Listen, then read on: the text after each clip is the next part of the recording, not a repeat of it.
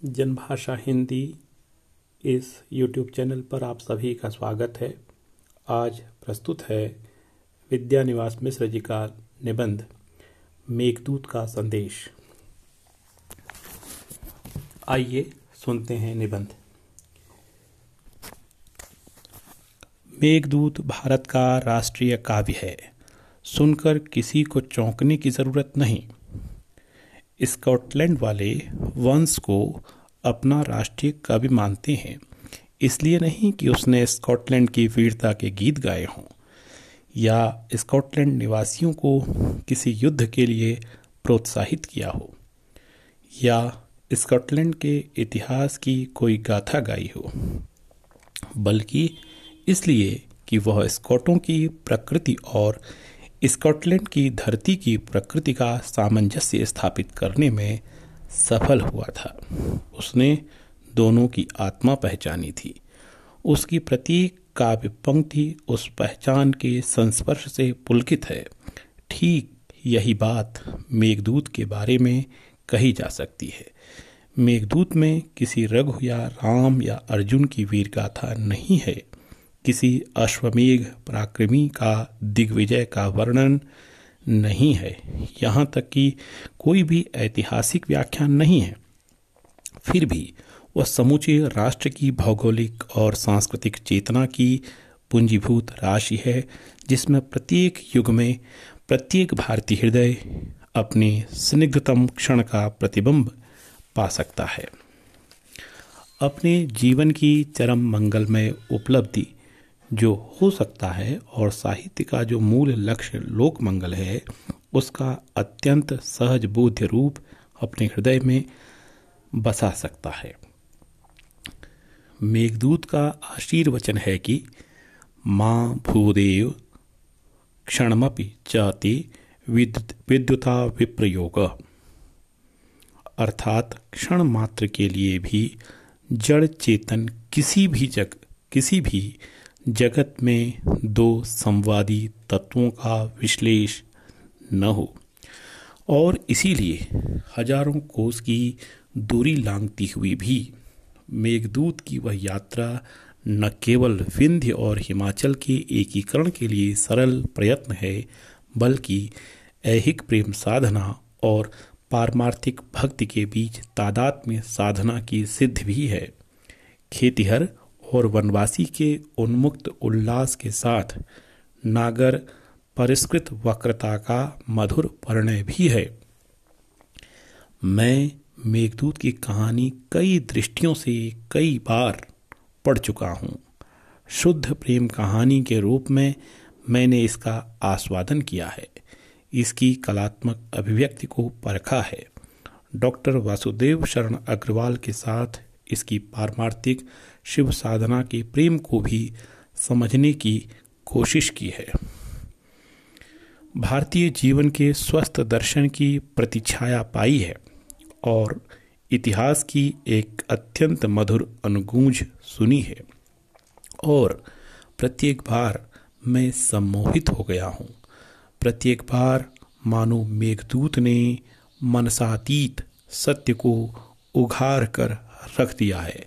जो लोग कहते हैं कि यथार्थ और आदर्श के बीच समझौता नहीं हो सकता, कल्पना और यथार्थ तथ्य में कोई जोड़ नहीं बैठाया जा सकता, या इतिहास और भूगोल के बीच कोई सामंजस्य नहीं हो सकता, नगरों के परिष्कृत जीवन के साथ गांव के निर्व्याज जीवन के साथ गठबंधन नहीं हो सकता, या उद्दीपन और आलंबन में कोई एक नहीं हो सकता, उनके लिए मेघदूत एक चुनौती है।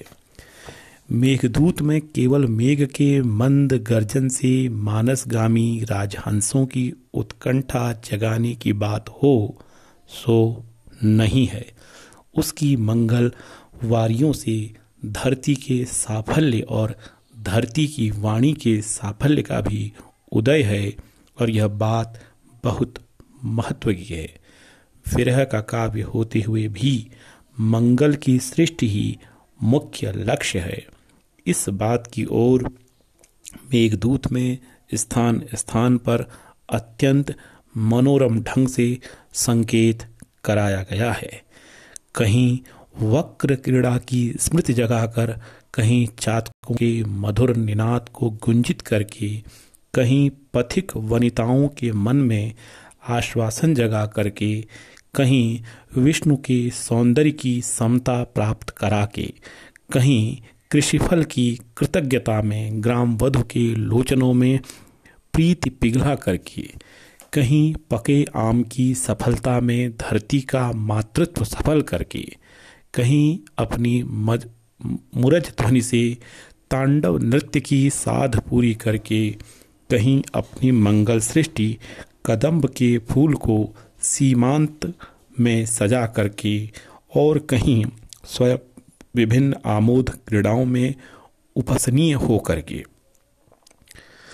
वह मेघदूत उस व्यापक रूप से प्रभमान जनोल्लास की वर्षा करता है जिसकी प्यास धरती को बराबर लगती रहती है, और जिसकी किसी भी मात्रा से धरती कभी भी अघा नहीं सकती। मेघदूत को समझने के लिए बड़े विशाल हृदय की ज़रूरत तो है ही, लेकिन उससे भी अधिक ज़रूरत है इस समझ की कि मेघदूत न केवल एक शाप प्रवासी यक्ष की विरह कल्पना है, बल्कि वह भारत के आराध्य दैवत द्वारा प्रत्येक युग के आत्मविश्लेष की बेला में भेजा गया आश्वासन भरा, ममता भरा, मंगल भरा मधुर संदेश है, जो उस विश्लेष को अपनी परिप्लुति में एकदम बोर देता है। जब तक वह चीज नहीं समझी जाएगी, मेघदूत के चरितार्थ तक नहीं पहुंचा जा सकता। मेघदूत की समस्त काव्य योजना राष्ट्रीयता की एक महान परिभाषा के निर्माण में विनियोजित हुई है, जो इतिहास, संस्कृत, भूगोल, जनजीवन, विज्ञान और प्रकृति की सभी सीमाओं और क्षितिज रेखाओं का सम्मिलन भूमि का निर्माण करती हुई राष्ट्र के प्रत्येक अवयव और कण के साथ हृदय का साक्षात्कार करा देती है। वह केवल 4 घड़ी के लिए उत्तेजना नहीं जगाती, नसों में गरम लोहू नहीं उबालती, बल्कि राष्ट्र के जितने भी घटक हो सकते हैं उन सभी के साथ ऐसा गहरा अनुराग भर देती है कि राष्ट्र व्यक्ति के जीवन का अंश बन जाता है। आज जब राष्ट्र के गौरव को पहचानने की मंगल वेला आई है, तब उसके उपादानों का अध्ययन एक व्यापक दृष्टि से होना अत्यंत आवश्यक है। इसलिए मेघदूत के विशद अध्ययन की आज सबसे अधिक आवश्यकता है, क्योंकि राष्ट्रीयता का समग्र रूप में दर्शन अकेले किसी ग्रंथ में है तो वह मेघदूत में है। कुछ लोग कह सकते हैं कि क्या उद्दाम विकास के वर्णन, नीवी बंधोच्छ्वास, प्रणय के उत्संग में, दुकूल विसृंसन श्रृंगार सिद्ध करने वाले कल्पवृक्ष के वितान या स्वप्न में, या चित्त में सम्मिलन के प्रयत्न राष्ट्रीयता के लिए उपकार कर सकते हैं? क्या यह राष्ट्रीयता काम्य होगी?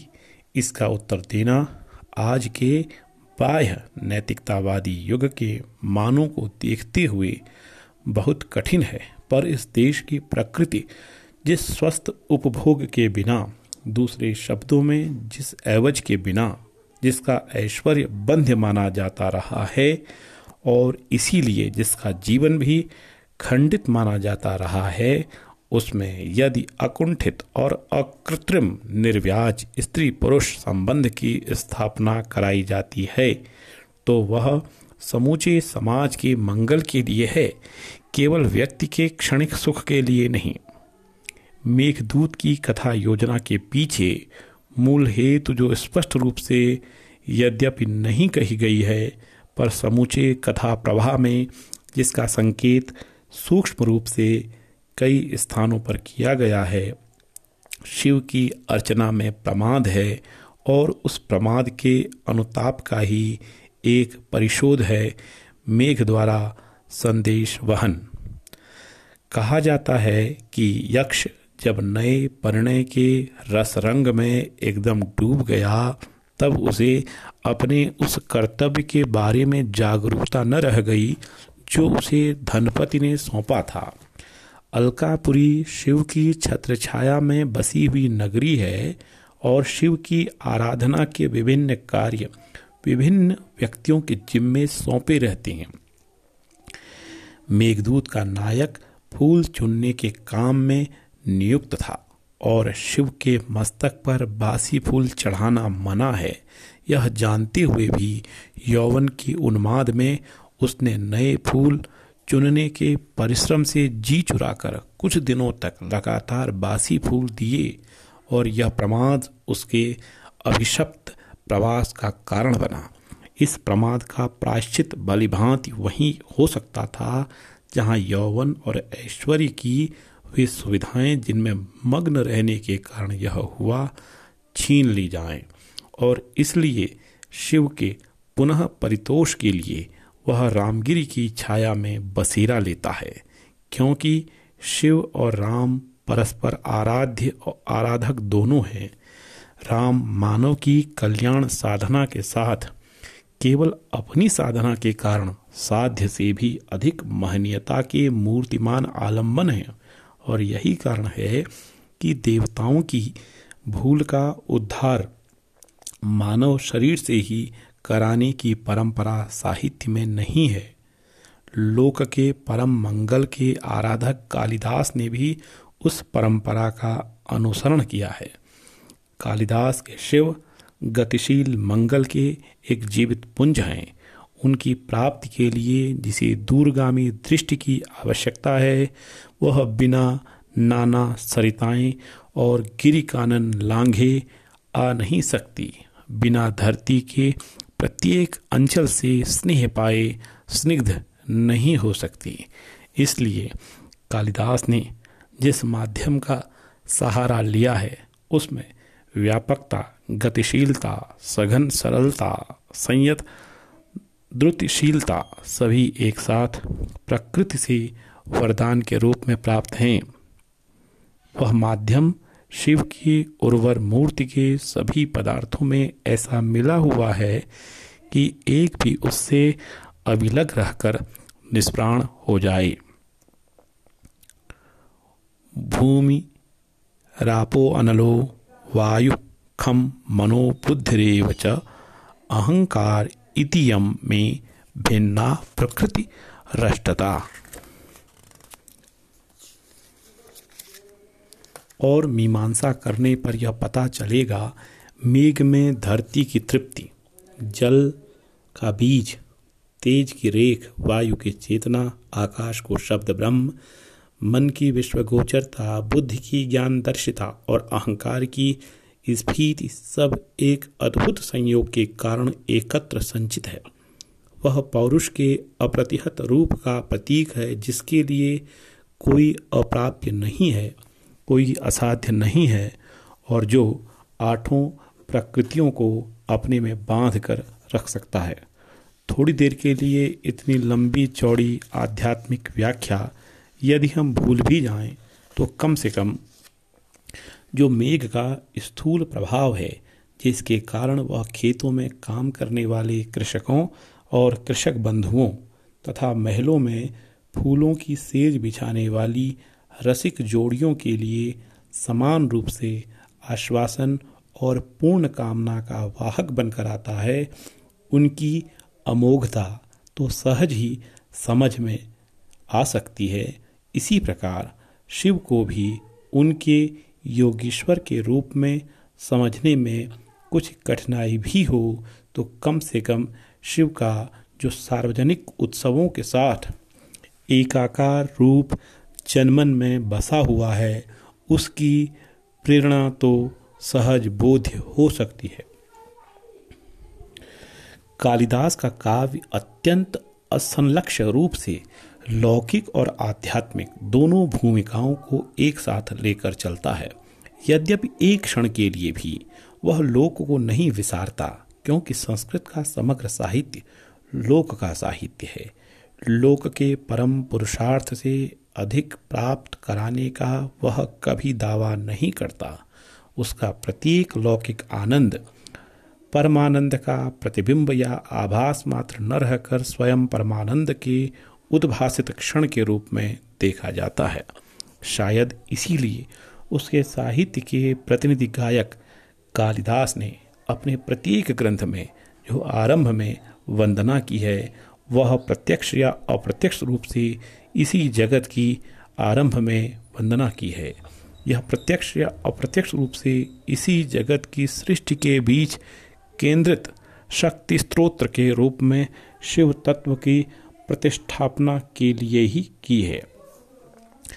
अभिज्ञान शाकुंतल में भारतवर्ष के प्रथम सिंह पराक्रमी चक्रवर्ती भरत की उद्भव भूमि शकुंतला की शक्ति एक ओर परिचय दिया गया है तो दूसरी ओर शिव की अष्टमूर्ति का ध्यान किया गया है। रघुवंश में वे एक ओर पार्वती और परमेश्वर की वंदना की गई है तो दूसरी ओर मानवीय गिरा और उसके अर्थ को आराधना और साथ ही साथ जगत को वात्सल्य से सिंचित करने के लिए एक माता पिता भी ढूंढा गया है। कुमार संभव में शिव की उर्वर कल्पना को स्फुरण देने वाली धरती की सीमाओं को अपनी बाहुओं में घेर कर गौरव के अधिष्ठान देवत्व के परम निलय मानव के उत्तरयान के साथ ही हिमालय के अस्तित्व के साथ साथ पृथ्वी के ऊर्ध्वगामी अभिमान की भी घोषणा की गई है।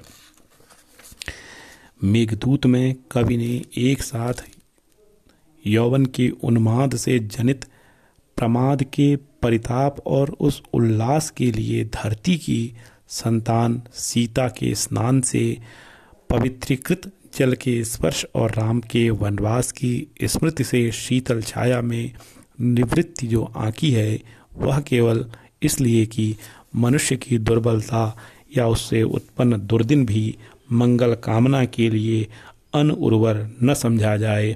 व्यक्ति का ध्रुव से ध्रुव और गहन से गहन दुख का क्षण भी चराचर विश्व के मंगल और आनंद की आराधना के लिए सक्षम हो सके, जिससे उसका दुख भी विश्व के आनंद की एक कड़ी बन जाए। वस्तुतः कालिदास के शिव सेवक भक्त का विरह केवल शिव के चैतन्य के बहुमुखी प्रकार के परिदर्शन और उस परिदर्शन के द्वारा आत्मनिवृत्ति के लिए है। जो लोग रचनात्मक कार्यों और समाज सुधार के दिखाऊ साधनों के ऊपर बहुत बल देते हैं और यही सोचकर अपनी विरहणी राधा या गोपनी से नर्स या मजदूर नेत्री का काम कराए बिना जिन्हें संतोष नहीं होता, वे सचमुच समाज की मूल आनंद वृत्ति के बारे में घोर अज्ञान रखते हैं। वस्तुतः वे आनंद को भी एक अभाव के रूप में ही समझ पाते हैं। इसलिए पीड़ा के साथ उनकी सहानुभूति गहरी होती है, पर पीड़ा का बोध ही न हो ऐसा भी कोई साधन हो सकता है और उसकी जो साकार उपासना की जा सकती है उसका उन्हें ज्ञान नहीं होता, क्योंकि वे अपने बोध के आगे नहीं देख सकते। विश्व के उत्सव में वे एकाकार नहीं हो सकते, दूसरों के उल्लास में उनका हृदय नहीं मिल सकता और अपनी रुचि के आगे दूसरों के काम में उन्हें परिष्कार नहीं दिख सकता। किसी भी सामूहिक गायन में वे अपना कंठ नहीं मिला सकते।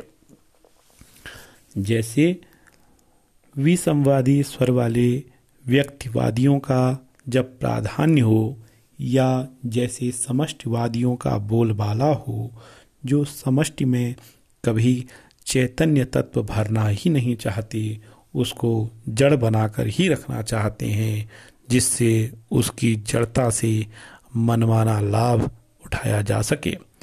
उस समय इन सब वादों से दूर शुद्ध रूप से एक महान कल्पना के द्वारा जन जन के मंगल को रूप देने वाले सृष्टा की उपादान सामग्री के बारे में चर्चा करना बहुत आवश्यक है।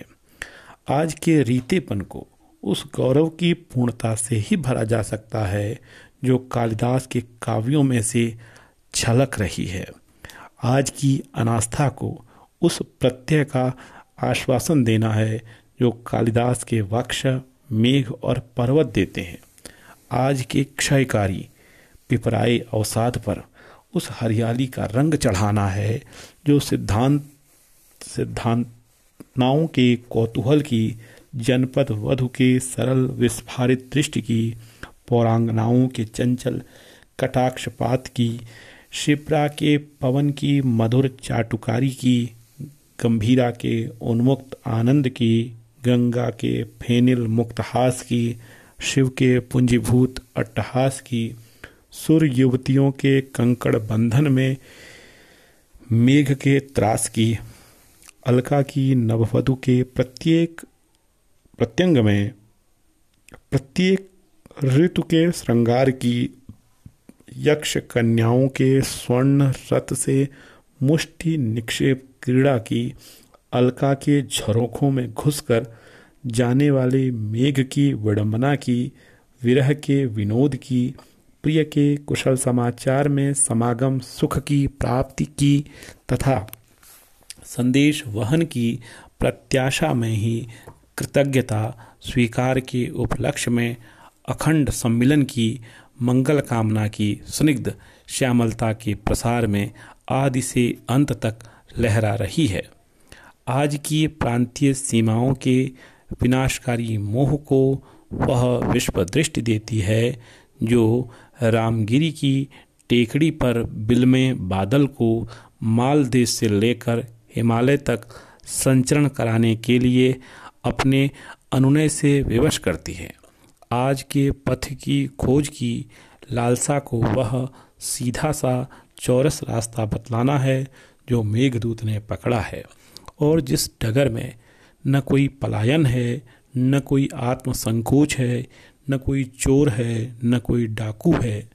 पथ में नदियां हैं, कूल है, वन है, वन की छाह है, खेत हैं, खेत की गंध है, मंदिर हैं, मंदिरों में मंगल ध्वनि है, शैशव है, वात्सल्य उमगाने वाली अटखेलियां हैं, तरुणाई है, तरुणाई का विलास है, बुढ़ापन है, बुढ़ापे का कथारस है, सौंदर्य है, सौंदर्य का सुहाग है, कला है, कला में कलानिधि को दूने की उमंग के कारण अतुलित ज्वाद है, भक्ति है, भक्ति में आत्मनिवेदन की पूर्णता है, स्थूल जगत है, उसमें फूल फल और पल्लव की समृद्धि है, अंतर जगत है, उसमें चित्त की समस्त संभावना, सात्विक चित्तवृत्तियां हैं, कुंठा, अतृप्ति, अरुचि, विरक्ति, कुढ़न और जलन से एकदम अपना है।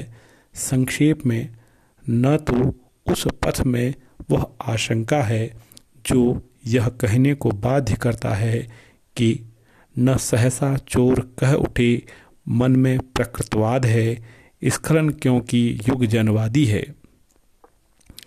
न वह छूछा अभिमान है जो यथोथी गर्जना करता है, आह में ऊंचा गगन और नींव का पाताल आंसू की नदी में।